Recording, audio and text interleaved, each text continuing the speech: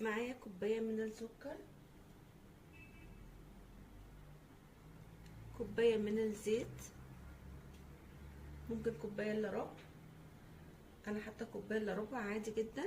3 حبات من البيض. كل المكونات عندي بدرجة حرارة المطبخ وكل الحاجات على بعض. كوباية وربع من اللبن او الحليب الدافي،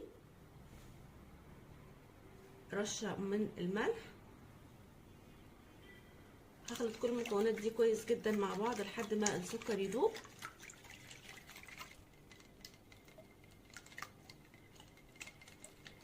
دلوقتي قلبته كويس جدا والسكر داب شويه حلوين كده لحد ما السكر يدوب.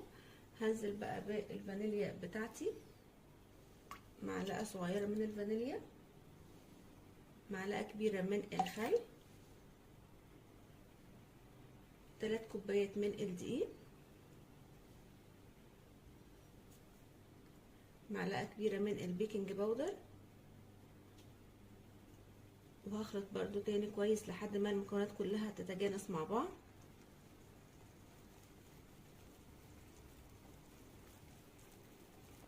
دلوقتي الخليط بالشكل ده كده هقسمه على 3 اجزاء متساويه.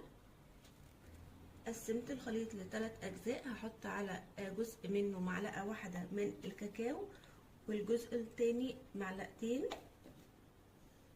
بالشكل ده كده. وهزود هنا معلقه واحده من الحليب وهنا معلقتين، وهرجع اخفق بقى تاني لحد ما الكاكاو يدوب. دلوقتي الخليط بقى جاهز معايا، هفضيه في اكياس خزين او كيس حلواني، اي حاجه متوفره عندنا. دلوقتي الخليط بقى جاهز معايا بالشكل اللي احنا شايفينه ده كده. اول حاجه هفضي شويه صغيرين كده خيط رفيع من الخليط الابيض، شويه تانيين من الخليط الوسط،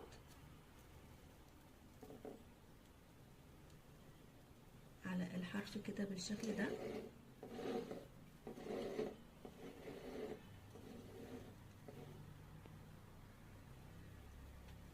دلوقتي بقى على الحرف الثالث شويه من الخليط الغامق.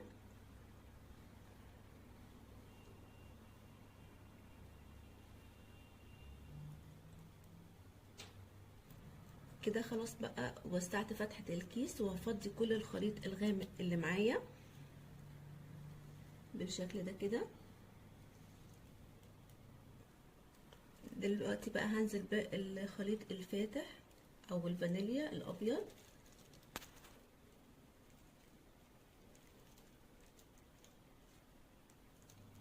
دلوقتي بقى هنزل بالخليط الوسط اخر حاجة معايا بالشكل ده كده.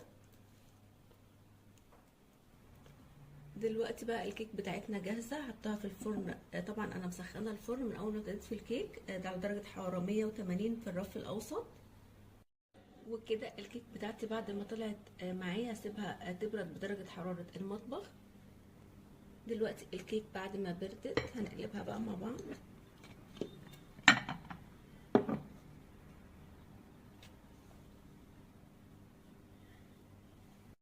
دلوقتي بقى الكيك يعني نوعا ما لسه دافي، احنا ممكن نسيبه يبرد اكتر من كده.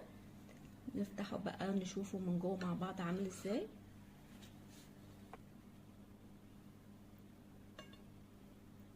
شايفين بقى بجد تحفة جدا.